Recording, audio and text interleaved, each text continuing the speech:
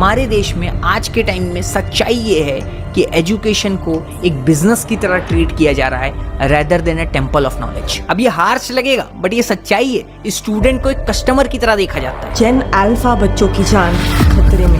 हर वो चीज है जो यूथ के पास इजीली अवेलेबल है, बस जरूरत है एक job. This is my message to the most unlucky generation of all times.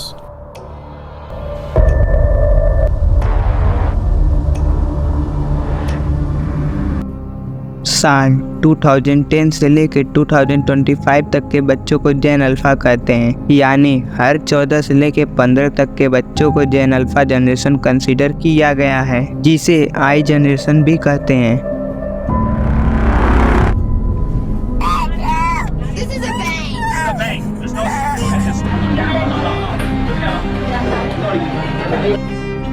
ये बच्चा तो मोबाइल का कीड़ा बना हुआ है। आप भी ऐसे नन्हे मुन्ने बच्चे मोबाइल में ना घुसें। अब मैं जो आपको कहने वाला हूँ वो आपको बिल्कुल यकीन नहीं होगा, बट डार्क रियलिटी तो यही है।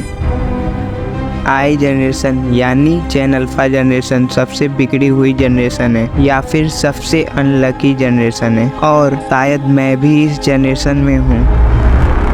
आईपैड में सारा दिन गेम्स खेलना तो इनके लिए एडिक्टिव है ही। जितना आप इस वीडियो के अंदर जाएंगे उतना ही आपको आई जनरेशन की डार्क रियलिटी समझ में आएगी। आप ये तो मानते ही होंगे कि जहाँ भगवान है वहाँ शैतान भी है, जहाँ इंसान है वहाँ आत्मा भी है, और जहाँ आप है वहाँ मोबाइल भी है। और शायद इसीलिए या फिर कोई और वजह जिस वजह से इस जनरेशन का नाम आईपैड जनरेशन रखा गया है। लेकिन इन सब से क्या मतलब है हमारे लाइफ में, इन सब से क्या लेना देना है हमारे लाइफ में, इन सब से क्या ही हो जाएगा। बट सच्चाई ये नहीं है मेरे भाई।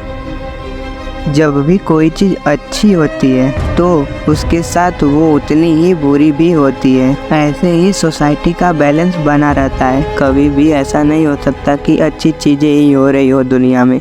जैसे आपका फ़ोन आपको पढ़ाई करना सिखाता है तो वही फ़ोन आपको ऐसे फ़ोटो एक्सपोज करता है जो आपको नहीं देखना चाहिए। तो कहीं इंसान को भगवान माना जाता है तो कहीं इंसान को शैतान से भी बुरा माना जाता है। और जब किसी चीज़ का पॉजिटिव होता है तो उस चीज़ का निगेटिव भी होता है। ये जनरेशन इतनी अनलकी है कि इसमें आपकी गलती नहीं है, क्योंकि सबसे ज़्यादा प्रेशर वाली जनरेशन यही है, सबसे ज़्यादा डिप्रेशन वाली जनरेशन यही है।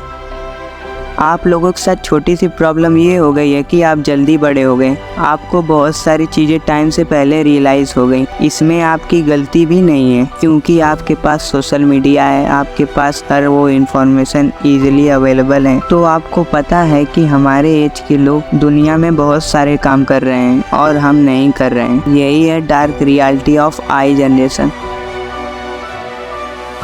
Youth symptoms. अब ये चीज़ आप सर्च करके भी देख सकते हो, क्योंकि एज ए यूट्यूबर मैं ही नहीं, सारे यूट्यूबर ये नहीं चाहते कि वीडियो ज़्यादा बड़ी हो।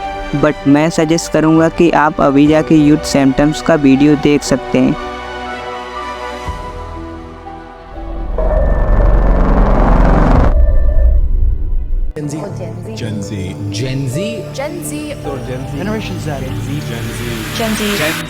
क्या है ये जनरेशन?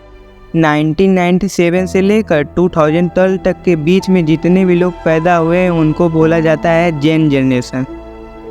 यानी आपकी एज 12 से 25 तक है तो आप जेन जनरेशन में हैं। I have made out with a girl, although I'm straight. The generation with no value. The generation where relationship response. You need to be bad. The most depression generation. तो आखिर gen generation में ही इतनी problem क्यों है? India में smoking, club, girlfriends, reel, chatting, इन सब चीज़ों को कूल बताया गया है। और दुख की बात यह है कि यही सब अनएम्प्लॉयमेंट हैं, बेरोज़गार हैं। इट इज़ जस्ट बिकॉज क्योंकि इनको वीकली दारू पीना है, इनको सुट्टा मारना है, सिर्फ कूल दिखने के लिए, और यही सारी चीज़ें इनको अनएम्प्लॉयमेंट बनाती है। आपने कभी गोल्ड फिश देखी है? हाँ, वही एक्वेरियम वाली।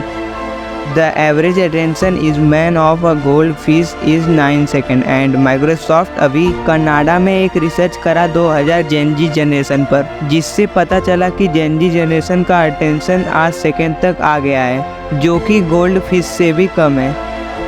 ये अटेंशन स्पेंड और कंसंट्रेशन कम करने में सबसे बड़ा योगदान है टिकटॉक का। टिकटॉक ने आकर के लोगों को शॉर्ट वीडियो की लत लगाई और बाद में इंस्टाग्राम रील ने उसको बहुत ज़्यादा सपोर्ट किया और रील्स लोगों को आज के टाइम पे ऐसा घुमाया कि अनएम्प्लॉयमेंट बढ़ती जा रही है।